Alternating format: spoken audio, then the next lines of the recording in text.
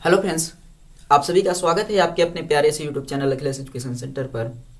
दोस्तों, हम लोग भौतिक विज्ञान क्लास 11th में सेकंड पेपर का 3 चैप्टर कंप्लीट कर चुके हैं। न्यूमेरिकल हम लोग संडे को कवर करेंगे। आज एक अगला चैप्टर हम लोगों ने उठाया है जिसका नाम है पृष्ठ तनाव, और इसको अच्छे से कवर करेंगे। आप लोग सेशन में शुरू से लेकर अंत तक जुड़े रहिएगा। जितने भी लोग सेशन में जुड़े हैं सभी लोग एक बार सेशन को शेयर करेंगे और नए लोग चैनल को सब्सक्राइब करेंगे। हम लोग शुरू करते हैं अपने टॉपिक की। और आप लोग वीडियो को लाइक नहीं करते हैं, सभी लोग सेशन को लाइक कर दिया करिए। चलिए स्टार्ट किया जाए।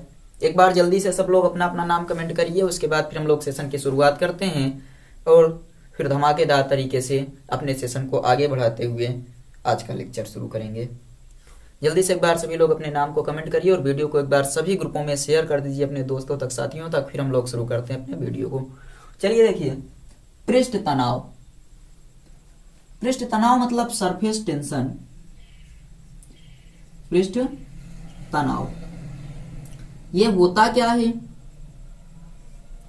तो इसकी तो वैसे परिभाषा होती है कि जो द्रव होता है, द्रव का मुक्त पृष्ठ अपने आप को सिकोड़कर छोटा कर लेने का प्रयास करता है। इस घटना को पृष्ठ तनाव कहते हैं। एक प्रयोग से समझेंगे। पहले एक चीज समझ लेते हैं कि पृष्ठ तनाव होता क्या है। तो पृष्ठ तनाव आप क्या बताएंगे कि द्रव के मुक्त पृष्ठ में यह प्रवृत्ति होती है या यह गुण होता है कि वो अपने आप को सिकोड़कर गोल कर लेने का प्रयास करता है। अपने आप को सिकोड़कर अपना क्षेत्रफल छोटा कर लेने का प्रयास करता है।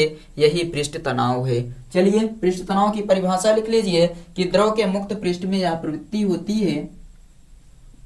द्रव के मुक्त पृष्ठ, द्रव के मुक्त पृष्ठ में यह प्रवृत्ति होती है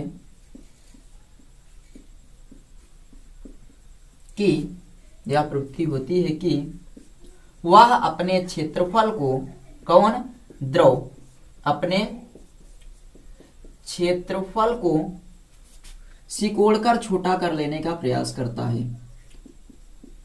सिकोड़कर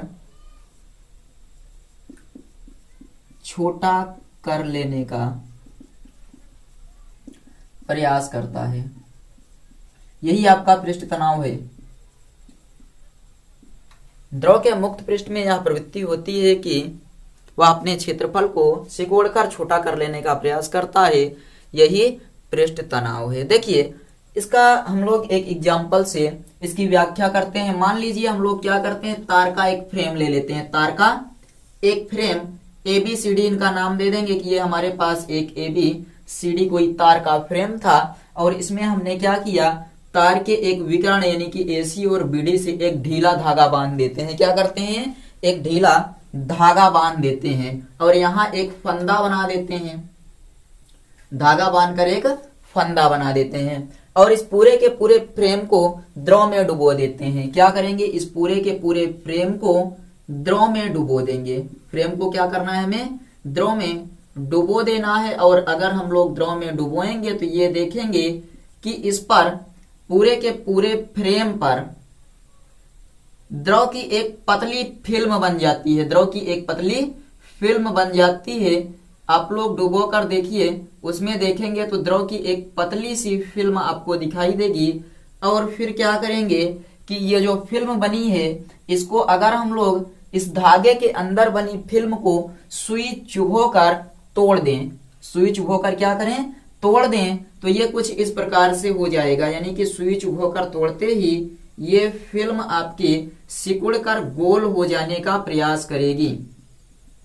सिकुड़कर गोल हो जाने का प्रयास करेगी। इस घटना को हम लोग पृष्ठ तनाव नाम देते हैं कि द्रव के मुक्त पृष्ठ में यह प्रवृत्ति होती है कि वो अपने क्षेत्रफल को सिकोड़कर छोटा कर लेने का प्रयास करता है।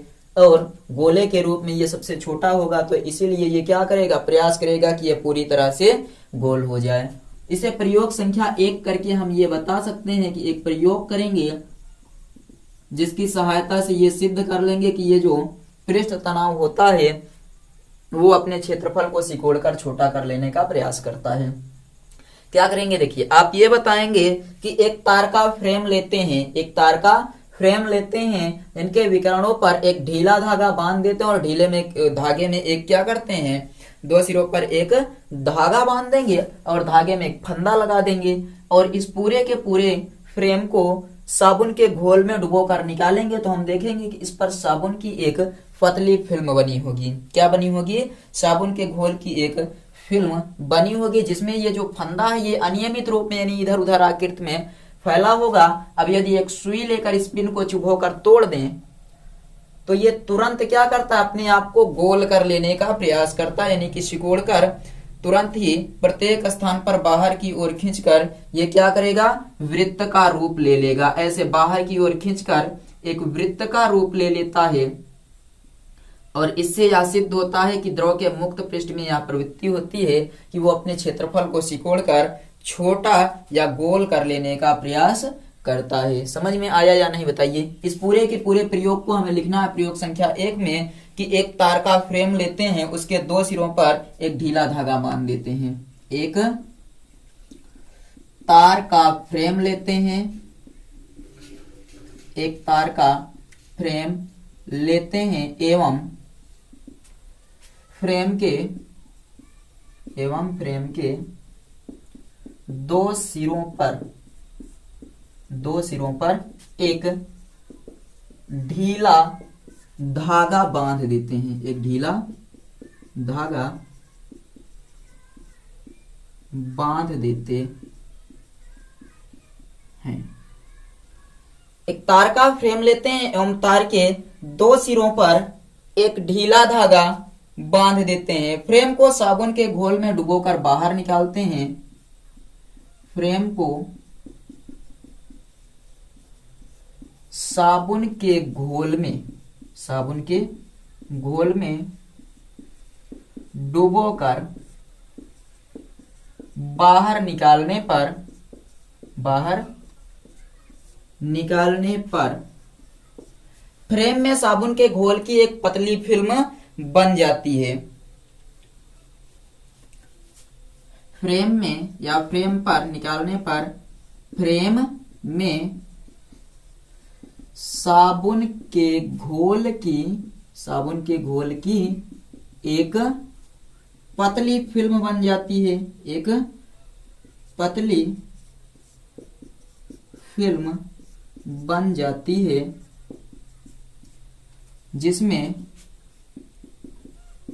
जिसमें धागा कैसा होगा? धागा अनियमित आकार में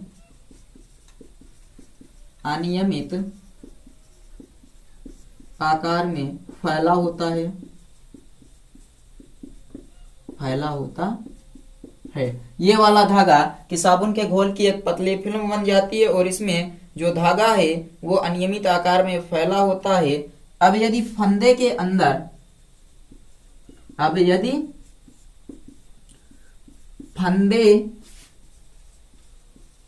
अंदर बनी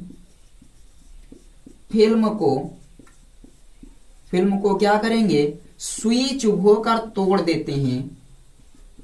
सुई चुभोकर तोड़ देते हैं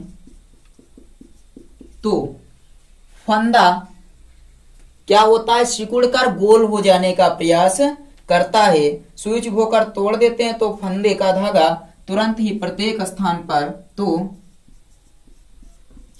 फंदे का धागा तुरंत ही प्रत्येक स्थान पर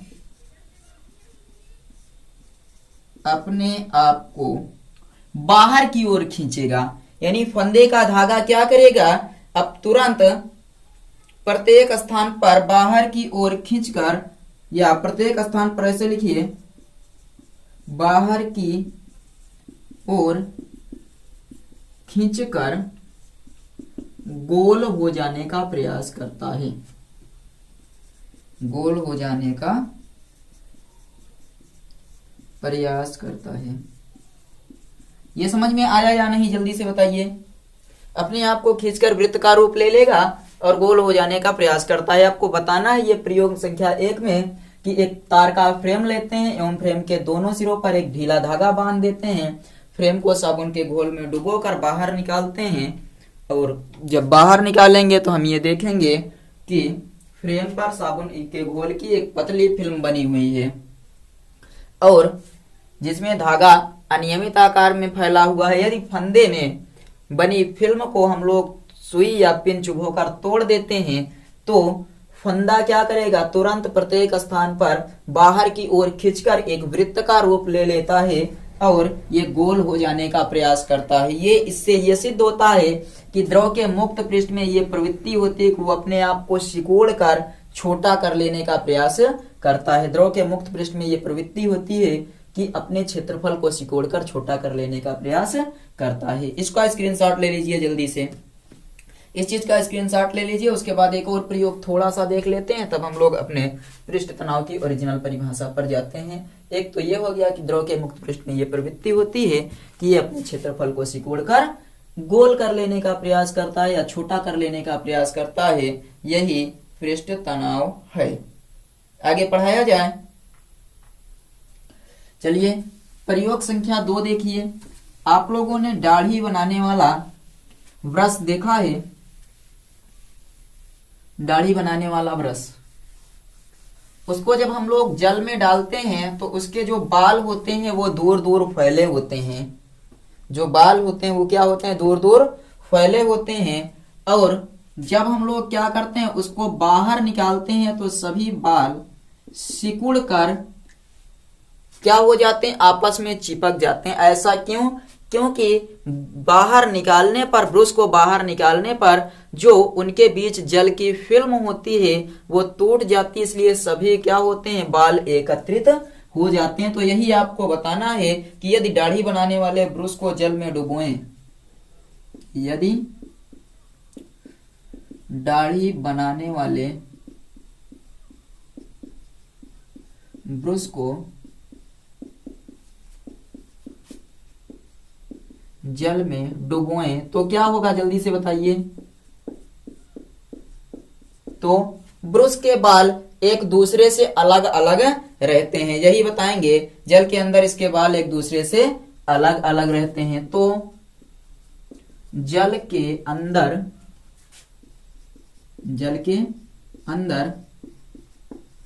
इसके बाल एक दूसरे से अलग अलग रहते हैं। और बाहर निकालेंगे तो क्या होगा, ये तो हो गया कि यदि दाढ़ी बनाने वाले ब्रश को जल में डुबोएं तो जल के अंदर इसके बाल एक दूसरे से अलग अलग रहते हैं, परंतु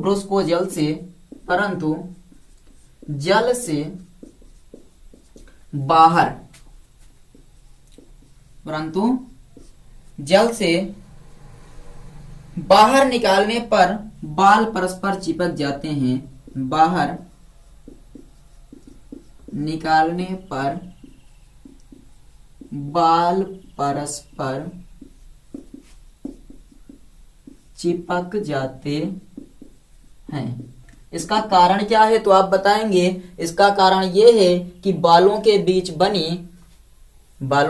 बनी जो जल की फिल्म होती है वो क्या होती है, गायब हो जाती है, या फिर आप कह दें कि टूटकर अलग हो जाती है या सिकुड़ जाती है, चिपक जाते हैं। तो इसका कारण यह है कि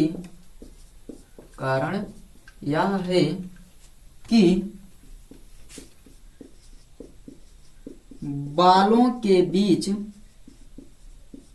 बनी जल की फिल्म सिकुड़ जाती है। यह घटना पृष्ठ तनाव के कारण हो रही है कि यदि दाढ़ी बनाने वाले ब्रश को जल में डुबोएं तो इनके बाल एक दूसरे से अलग अलग रहते हैं, परंतु यदि इन्हीं को हम लोग जल से बाहर निकालें तो ब्रश परस्पर चिपक जाते हैं। इसका कारण यह है कि बालों के बीच जो जल की फिल्म होगी वो आपकी टूट जाती है। चलिए स्क्रीनशॉट लीजिए और बताइए समझ में आया या नहीं। स्क्रीनशॉट ले लीजिए, कमेंट करके बताइए ये टॉपिक आपके समझ में आया या नहीं। आगे बढ़ा जाए, स्क्रीनशॉट ले लीजिए। चलिए आगे देखते हैं कर्षण बल क्या होता है। कर्षण बल। जानते हैं क्या होता है घर्षण? आप लोगों ने सुना है, घर्षण बल आप लोगों ने सुना है, उसी का रूप होता है, लेकिन यह द्रव की परतों के बीच लगता है। ठोस की परतों के बीच जब बल लगेगा तो उसे हम लोग क्या नाम देंगे? घर्षण। और जब द्रव की परतों के बीच बल लगेगा तो उसे क्या नाम देंगे? कर्षण। तो आप बताएंगे तरल पदार्थों, तरल पदार्थों के परतों के बीच, तरल पदार्थों के परतों के बीच, तरल पदार्थों के परतों के बीच आपेक्षिक गति से उत्पन्न घर्षण को, आपेक्षिक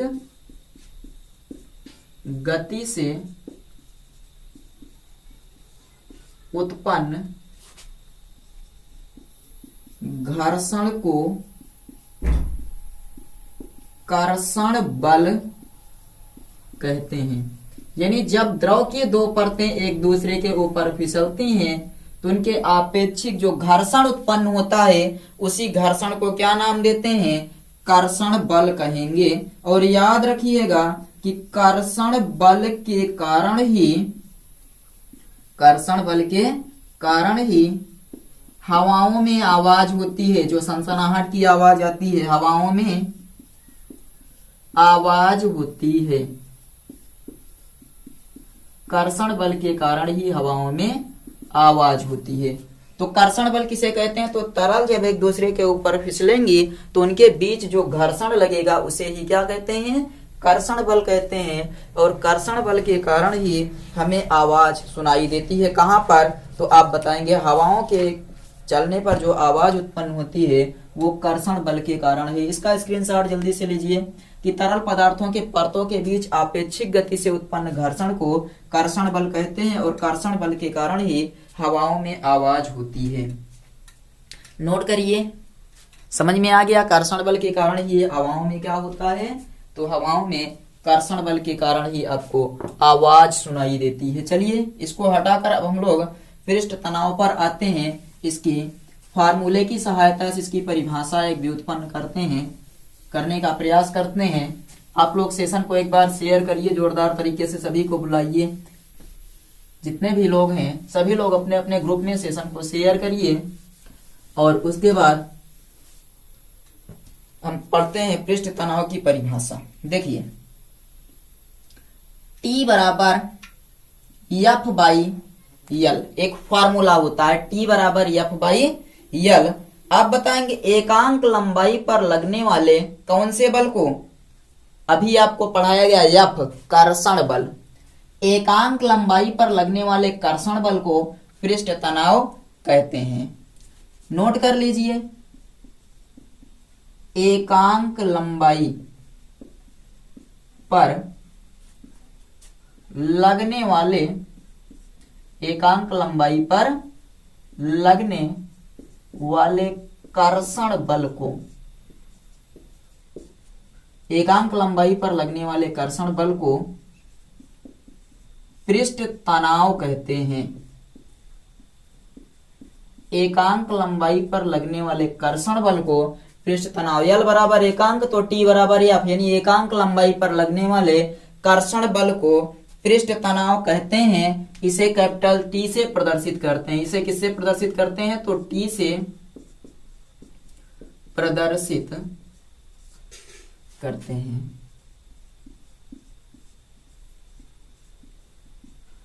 एकांक लंबाई पर लगने वाले कर्षण बल को पृष्ठ तनाव कहते हैं। इसे हम लोग किससे प्रदर्शित करते हैं? टी से। तो टी बराबर आपका फार्मूला हो गया एफ बटे एल। इसका मात्रक बताइए क्या होगा? एफ का मात्रक न्यूटन प्रति मीटर, न्यूटन प्रति मीटर। और विमा क्या होगी? तो विमा हो जाएगी आपकी mt minus two, mt minus two. यह है आपका पृष्ठ तनाव की ऑफिशियल परिभाषा फार्मूले के अनुसार कि एकांक लंबाई पर लगने वाले कर्षण बल को पृष्ठ तनाव कहते हैं। टी बराबर एफ बाई एल, यदि L आपका एकांक हो तो T बराबर F मात्रक न्यूटन प्रति मीटर और बीमा mt-2 हो जाएगी। क्लियर है? आगे बढ़ा जाए। चलिए अब हम लोग अंतरा परमाणु ससंजक और असंजक बल पर चर्चा कर लेते हैं। एक बार छोटा सा है, स्क्रीनशॉट ले लीजिए, उसके बाद हम लोग आगे बढ़ते हैं। तो ये पृष्ठ तनाव की परिभाषा आपको समझ में आ गई या नहीं? आई थिंक समझ गए होंगे। आगे बढ़िए। अंतरा आणविक बल, अंतरा आणविक बल, देखिए अब सबको पता है कि सभी पदार्थ परमाणुओं से मिलकर बना है। सभी पदार्थ परमाणुओं से मिलकर या फिर आप कह सकते हैं अणुओं से मिलकर बना है। और उन्हीं अणुओं के बीच जो आकर्षण और प्रतिकर्षण बल लगता है उसी बल को हम लोग कहते हैं अंतरा आणविक बल। यानी पदार्थ के अणुओं के बीच या परमाणुओं के बीच लगने वाले आकर्षण बल को या आणविक बल को अंतरा आणविक बल कहते हैं। चलिए लिखिए, पदार्थ के अणुओं के मध्य लगने वाले आणविक बल को अंतरा आणविक बल कहते हैं। पदार्थ के अणुओं के मध्य लगने वाले, पदार्थ के अणुओं के मध्य लगने वाले आणविक बल को, आणविक बल को अंतरा आणविक, अंतरा आणविक बल कहते हैं। पदार्थ के अणुओं के मध्य लगने वाले आणविक बल को अंतरा आणविक बल कहते हैं। पदार्थ के अणुओं के मध्य लगने वाले बल को अंतरा आणविक बल कहते हैं। ये दो प्रकार के होते हैं। ये कितने प्रकार के? तो दो प्रकार के होते हैं। दो प्रकार के कौन कौन से होंगे? तो आप बताएंगे ससंजक अंतरा आणविक बल और असंजक अंतरा आणविक बल। दोनों के नाम लिख लीजिए। नंबर 1 ससंजक अंतरा आणविक बल, अंतरा आणविक बल, और दूसरा असंजक अंतरा आणविक बल, अंतरा आणविक बल। समझ में आया? अंतरा आणविक बल कितने प्रकार के होंगे? दो प्रकार के, ससंजक और असंजक। तो आप बताएंगे यदि जो परमाणु है एक ही प्रकार के परमाणुओं के मध्य लगने वाले अंतरा आणविक बल को ससंजक बल कहते हैं, और अगर दो भिन्न प्रकार के परमाणुओं के मध्य लगे अंतरा आणविक बल तो उसे असंजक बल कहेंगे। जैसे स्याही और स्याही के मध्य तो एक ही प्रकार का परमाणु है तो उसे बोलेंगे ससंजक, और स्याही और कागज के मध्य तो इसे हम लोग बोलेंगे असंजक। इन दोनों की यहीं पर परिभाषा लिख लेते हैं। परिभाषा क्या बताएंगे कि एक ही प्रकार के परमाणुओं के मध्य लगने वाले आणविक बल को ससंजक अंतरा आणविक बल कहते हैं। एक ही प्रकार के अणुओं के मध्य, एक ही प्रकार के अणुओं के मध्य लगने वाले आणविक बल को,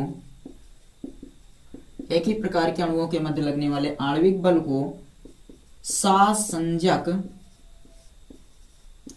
अंतरा आणविक बल, ससंजक अंतरा आणविक बल कहते हैं। आपने क्या बताया कि एक ही प्रकार के अणुओं के मध्य लगने वाले आणविक बल को ससंजक अंतरा आणविक बल कहते हैं। जैसे कहां कहां पर लगेगा? पानी पानी के मध्य, जैसे पानी पानी के मध्य, और पानी पानी के मध्य लगेगा, दोनों आपस में मिल जाएंगे। ससंजक बल क्या होता है? तो एक समान प्रकार के अणुओं के मध्य लगने वाले अंतरा आणविक बल को ससंजक अंतरा आणविक बल कहते हैं। जैसे पानी पानी के मध्य लगने वाला अंतरा आणविक बल। तो असंजक अंतरा आणविक बल किसे कहेंगे बताइए?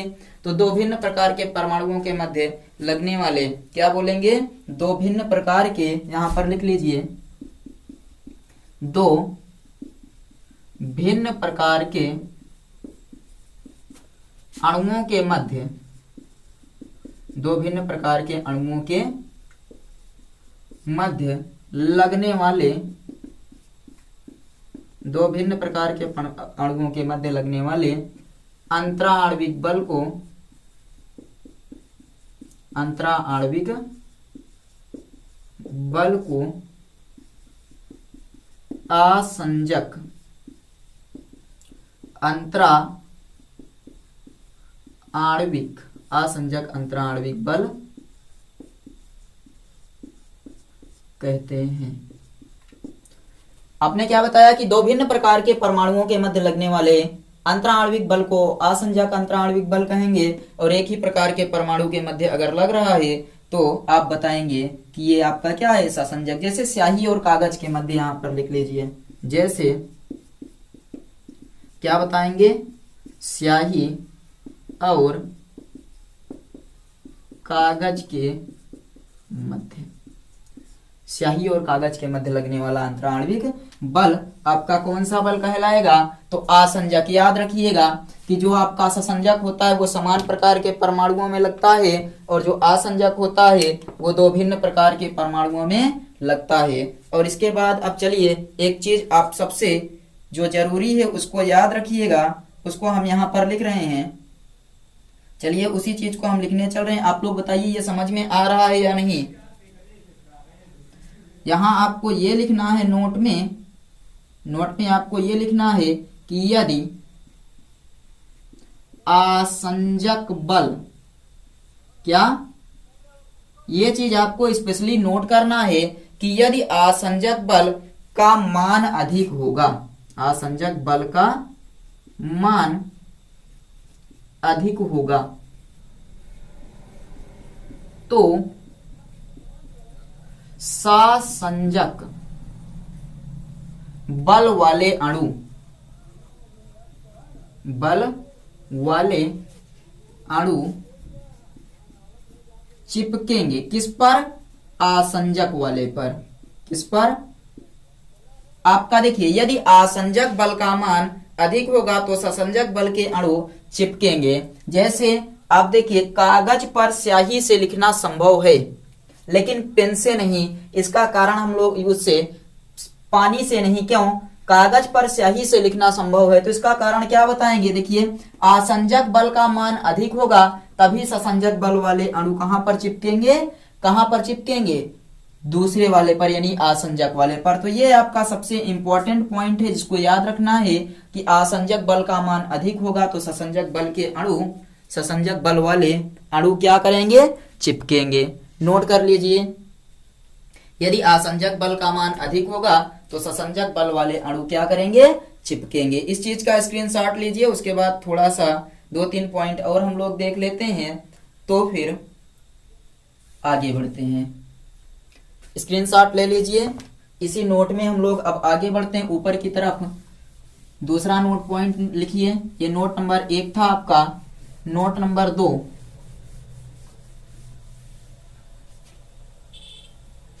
दूसरा नोट लिखिए। दूसरा आप ये बताएंगे कि अंतराण्विक बल विद्युत चुंबकीय बल होता है, यह गुरुत्वीय बल नहीं होता। ये आपका एक हो गया। दूसरा अंतराण्विक बल, अंतराण्विक बल विद्युत चुंबकीय बल होता है, विद्युत चुंबकीय बल होता है, यह गुरुत्वीय बल नहीं होता, गुरुत्वीय बल नहीं होता। अंतराण्विक बल आपका विद्युत चुंबकीय बल होता है, यह गुरुत्वीय बल नहीं है क्योंकि यह नाभिक के आवेशों के बीच कार्य करता है। नहीं होता है क्योंकि यह नाभिक के आवेशों के बीच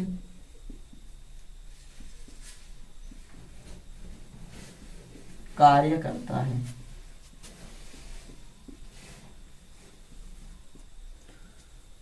अंतराणविक बल विद्युत चुंबकीय बल होता है, ये आपका गुरुत्वीय बल नहीं होता क्योंकि यह नाभिक के आवेशों के बीच कार्य करता है। दूसरा तीसरा पॉइंट आप यहाँ पर लिखेंगे, ये आपका पहला हो गया। ये दूसरा आप ये बताएंगे कि ये विद्युत चुंबकीय बल तो है लेकिन व्युत्क्रम वर्ग के नियम का पालन नहीं करता, अर्थात यह प्रोपोर्शनल 1/r² नहीं होता है। क्या बताएंगे? अंतराणविक बल व्युत्क्रम वर्ग के नियम का पालन नहीं करता है। आणविक बल व्युत्क्रम वर्ग अर्थात यह प्रोपोर्शनल 1/r² के नियम का पालन नहीं करता, पालन नहीं करता है। सबसे पहला, यदि असंजक बल का मान अधिक होगा तो ससंजक बल वाले अणु चिपकेंगे, और अंतराणविक बल विद्युत चुंबकीय बल होता है या गुरुत्वीय बल नहीं होता क्योंकि यह नाभिक के आवेशों के बीच कार्य करता है। अगला, अंतराणविक बल व्युत्क्रम वर्ग के नियम का पालन नहीं करता है। अंतराणविक बल व्युत्क्रम वर्ग के नियम का पालन नहीं करता है। अगली हेडिंग लिखिए आणविक परास। आणविक परास ये क्या है? तो आणविक परास होती है एक दूरी जहां तक दो परमाणुओं के बीच का आकर्षण बल बना रहे। आप बताएंगे वह न्यूनतम दूरी जहां तक दो अणुओं के बीच का आकर्षण बल बना रहे आणविक परास कहते हैं। वह न्यूनतम दूरी जहां तक दो परमाणुओं के बीच या दो अणुओं के बीच का आकर्षण बल बना रहे आणविक परास कहते हैं। चलिए लिखते हैं, वह न्यूनतम दूरी जहां तक दो परमाणुओं के बीच का आकर्षण बल बना रहता है, वह न्यूनतम दूरी जहां तक दो परमाणुओं के बीच का आकर्षण बना रहे। दो परमाणुओं के बीच का क्या हो? आकर्षण बना रहे आणविक परास कहलाता है। आकर्षण बना रहे आणविक परास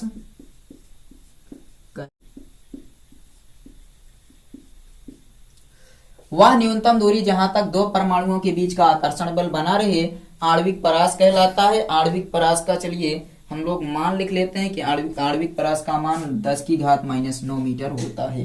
कितना होगा? आणविक परास का मान बराबर 10⁻⁹ मीटर। आणविक परास का मान कितना होता है? 10⁻⁹ मीटर। वह न्यूनतम दूरी जहां तक दो परमाणुओं के बीच का आकर्षण बना रहे आणविक परास कहलाता है। और आणविक परास आपका जो मान होता है वो कितना होगा? तो आणविक परास का मान 10⁻⁹ मीटर होता है। एक होता है आणविक गोला, उसको भी लिख लीजिए। चलिए यहां नीचे लिख लेते हैं। अगला आणविक गोला, नीचे दिख रहा है आणविक गोला। तो एक ऐसा गोला जिसकी त्रिज्या 10⁻⁹ मीटर हो, क्या वो बोलेंगे? आणविक गोला। तो ऐसे लिख दीजिए कि 10⁻⁹ मीटर त्रिज्या वाले गोले को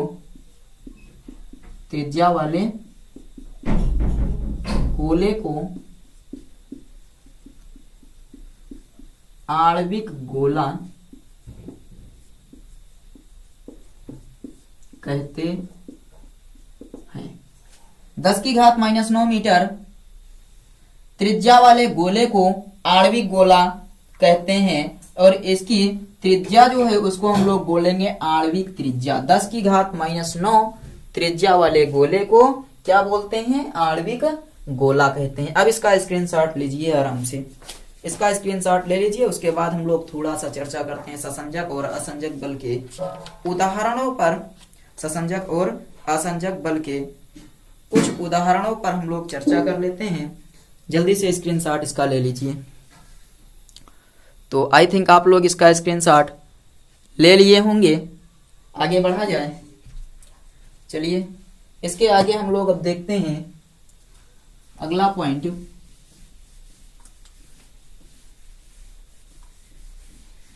अगला पॉइंट देखिए,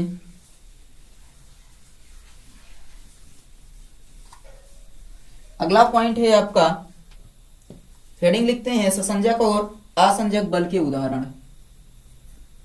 ससंजक और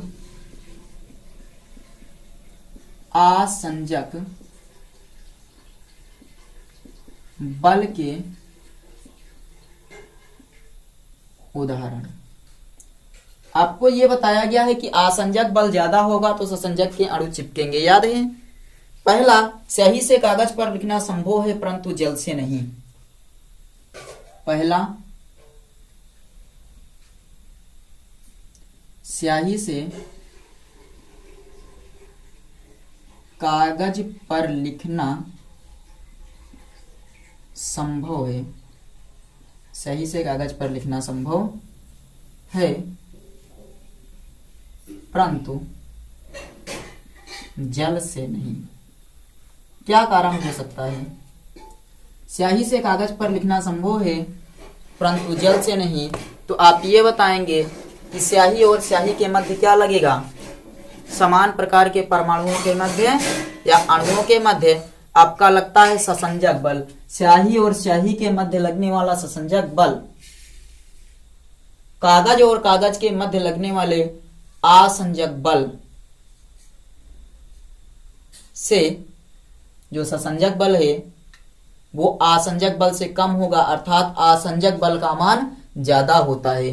यही कारण है कि स्याही से कागज पर लिखना संभव है। ऐसे समझिए, स्याही और स्याही के मध्य लगने वाला ससंजक बल, स्याही और कागज के मध्य लगने वाला असंजक बल, कौन ज्यादा होगा? इसमें जो ज्यादा आपको बताया गया कि यदि असंजक बल ज्यादा होगा तो ससंजक के अणु असंजक पर चिपकेंगे, यानी कि स्याही और स्याही के मध्य लगने वाला जो ससंजक बल है वो कम है असंजक बल से, अर्थात असंजक बल ज्यादा है ससंजक बल से। इसी कारण असंजक बल के अणु जाकर असंजक बल के अणु पर या असंजक वाले पर जाकर चिपक जाते हैं। परंतु पानी के केस में क्या होता है कि पानी और पानी के मध्य लगने वाला ससंजक बल पानी और कागज के मध्य लगने वाले असंजक बल से क्या होता है? ये ज्यादा होगा, अर्थात असंजक बल कम होगा और इसीलिए पानी जाकर कागज पर नहीं चिपकता। इसी को आपको भाषा के रूप में लिखना है। कैसे लिखेंगे ये आपको शार्ट में समझा दिया गया। आप क्या बताएंगे कि स्याही और स्याही के मध्य लगने वाला ससंजक बल स्याही और कागज के मध्य लगने वाले असंजक बल से कम होता है, अर्थात असंजक बल का मान ज्यादा होता है। यही कारण है कि स्याही के अणु कागज पर जाकर चिपक जाते हैं, परंतु पानी और पानी के मध्य लगने वाला ससंजक बल पानी और कागज के मध्य लगने वाले असंजक बल से कम होता है, यानी ज्यादा होता है, यानी असंजक बल का मान कम होता है। यही कारण है कि पानी से कागज पर लिखना संभव नहीं है। इसी चीज को हम लोग लिखेंगे, आप भी साथ में नोट करते चलिए। चलिए लिखिए, सबसे पहले आप क्या लिखेंगे? लिखिए, स्याही के परमाणुओं के मध्य लगने वाले स्याही के अणुओं के मध्य, ऐसे लिखिए, स्याही के अणुओं के मध्य लगने वाले ससंजक बल का मान ससंजक बल का मान स्याही और कागज स्याही और कागज के अणुओं के मध्य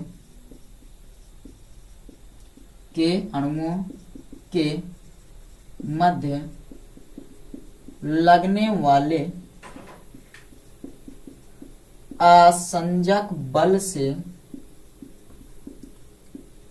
कम होता है। ये समझ में आया या नहीं? जल्दी से बताइए कि स्याही के अणुओं के मध्य लगने वाले ससंजक बल का मान कागज और स्याही के अणुओं के मध्य लगने वाले असंजक बल से कम होता है, अर्थात असंजक बल अधिक होता है, अर्थात आसंजक बल अधिक होता है। और जब आसंजक बल अधिक होगा तो क्या होगा, ससंजक के अणु जाकर आसंजक पर चिपक जाएंगे, अर्थात आसंजक बल का मान अधिक होता है, इसलिए स्याही से कागज पर लिखना संभव है। इसलिए स्याही से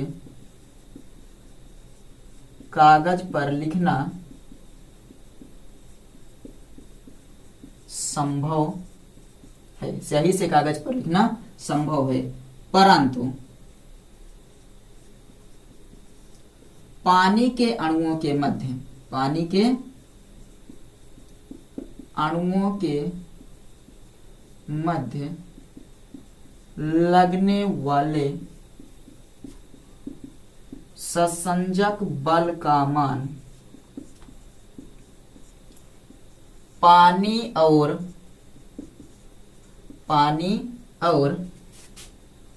कागज के मध्य लगने वाले आसंजक बल से अधिक होता है, आसंजक बल से अधिक होता है, अर्थात कौन कम होगा, आसंजक बल कम होता है। यही कारण है कि पानी से कागज पर लिखना संभव नहीं है, या लिख नहीं सकते, संभव नहीं है। समझ में आया? आप क्या बताएंगे कि स्याही के अणुओं के मध्य लगने वाला ससंजक बल स्याही और कागज के मध्य लगने वाले आसंजक बल से कम होता है, अर्थात आसंजक बल ज्यादा होगा, इसलिए स्याही से कागज पर लिखना संभव है। परंतु पानी और पानी के मध्य लगने वाला या पानी के अणुओं के मध्य लगने वाला ससंजक बल पानी और कागज के मध्य लगने वाले आसंजक बल से अधिक होता है, अर्थात आसंजक बल का मान कम होता है, इसलिए पानी से कागज पर लिखना संभव नहीं है। स्क्रीनशॉट ले लीजिए, उसके बाद फिर आगे देखते हैं।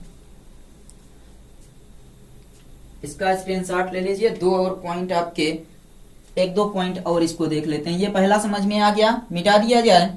चलिए, आई थिंक आप लोग स्क्रीनशॉट ले लिए होंगे। दूसरा, और आपकी किताब में सभी जो ये पढ़ाया जा रहा है सब कुछ आपको मिल जाएगा। दूसरा देखिए, जल कांच के पृष्ठ को भिगोता है परंतु पारा नहीं। जल कांच को भिगोता है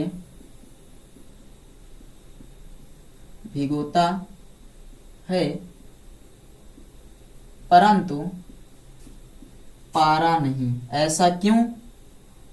जल कांच को भिगो सकता है तो पारा क्यों नहीं भिगो सकता? कारण जानते हैं। देखिए, जल और जल के बीच जो बल लगेगा उसका नाम होगा सासंजक, और जल और कांच के मध्य जो बल लगेगा उसका नाम होगा आसंजक।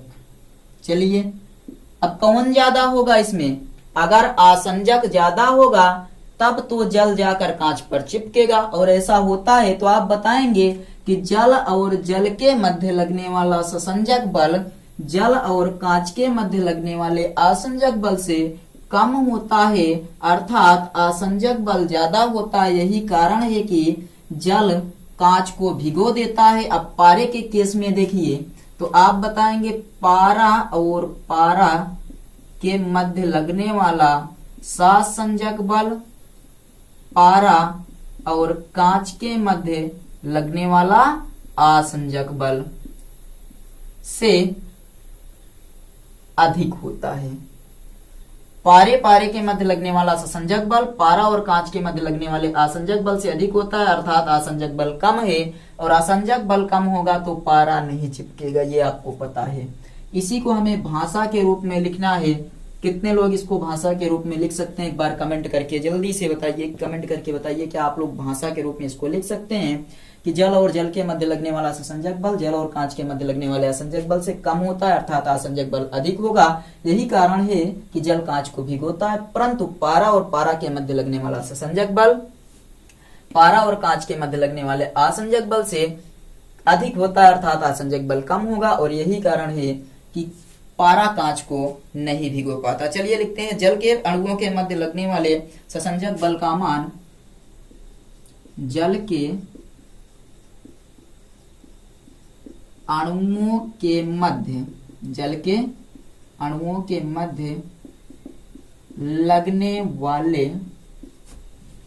ससंजक बल का मान जल और कांच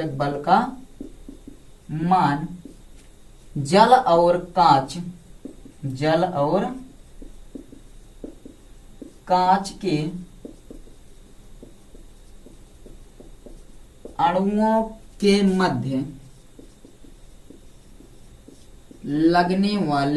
अणुओं के मध्य लगने वाले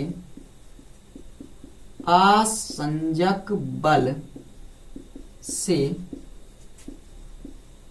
कम होता है। कौन कम होगा? ससंजक, अर्थात असंजक बल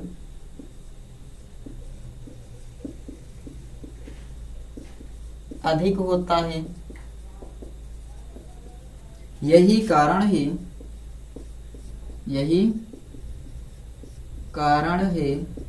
कि कांच या जल कांच को भिगोता है। क्या बताएंगे कि जल के अणुओं के मध्य लगने वाले ससंजक बल का मान जल और कांच के अणुओं के मध्य लगने वाले असंजक बल के मान से अधिक होता है, अर्थात ससंजक बल का मान कम होता है। या आप बताएं कि असंजक बल का मान अधिक होता है। और यही कारण है कि जल क्या करता है? कांच को भिगो देता है। जबकि एक बार हमें देखने दीजिए सब कुछ सही चल रहा है या नहीं। चलिए ये क्लियर है। जबकि पारे के अणुओं के मध्य लगने वाले ससंजक बल का मान पारे के अणुओं के मध्य लगने वाले ससंजक बल का मान पारे और कांच के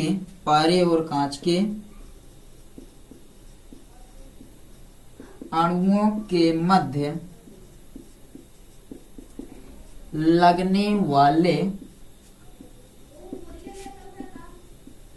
असंजक बल से क्या होता है? अधिक होता है, अर्थात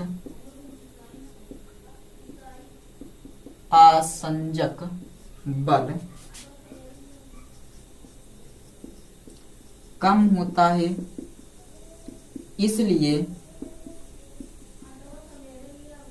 इसलिए पारा कांच को नहीं भिगोता। पारा कांच को नहीं भिगोता है। ये क्लियर है या नहीं? जल्दी से बताइए।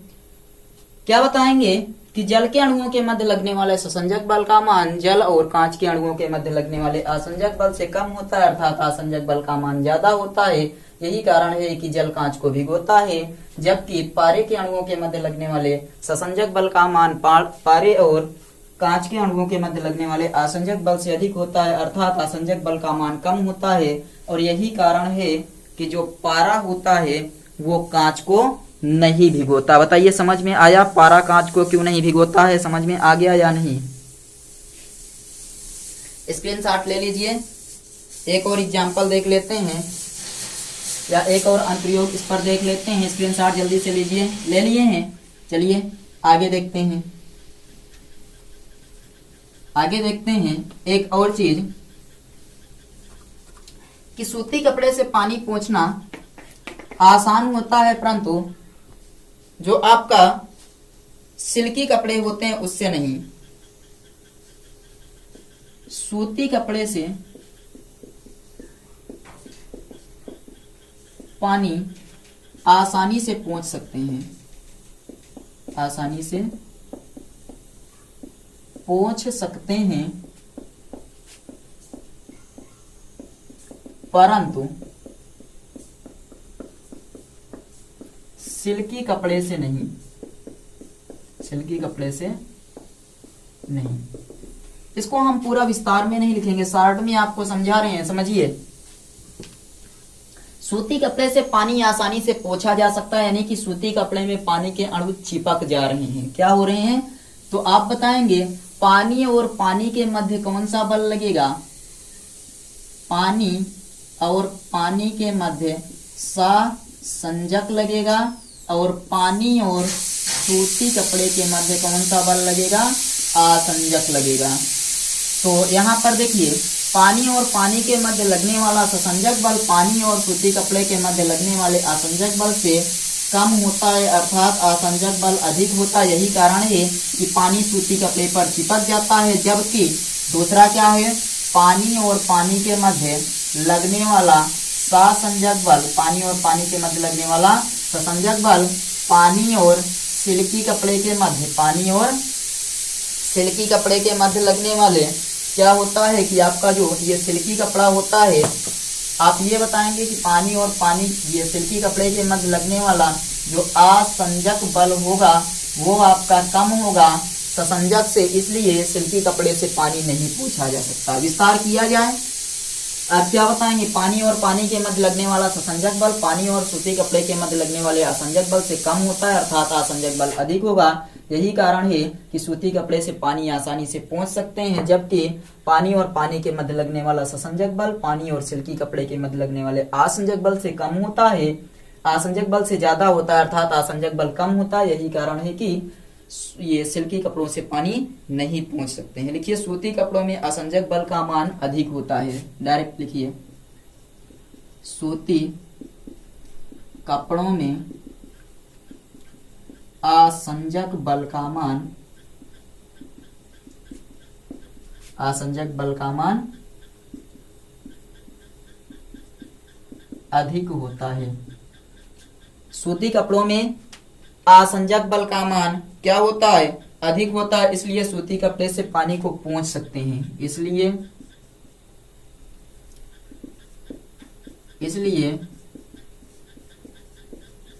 सूती कपड़े से पानी को पोंछ सकते हैं, परंतु सिल्की में क्या होगा? आसंजक बल का मान कम हो जाएगा, जबकि सिल्की कपड़े में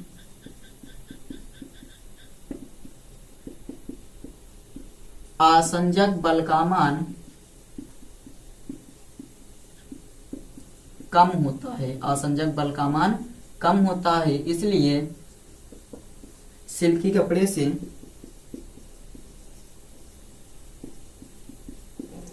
पानी नहीं पोंछ सकते, या पोंछेंगे तो वहां पर सूखेगा ही, पानी नहीं पोंछ सकते हैं।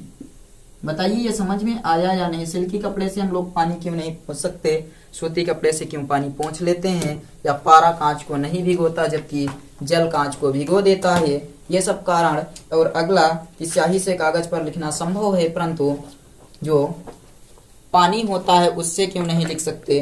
तो ये सब कारण आपके समझ में आ गए या नहीं? जल्दी से हमें कमेंट करके बताइए, बताइए समझ में आया या नहीं? एक बार कमेंट करिए, सब लोग कमेंट करिए। उसके बाद फिर हम लोग सेशन को समाप्त करते हैं। जितने भी लोग सेशन में जुड़े हैं, अगर सेशन पसंद आया है तो लाइक कर दीजिए।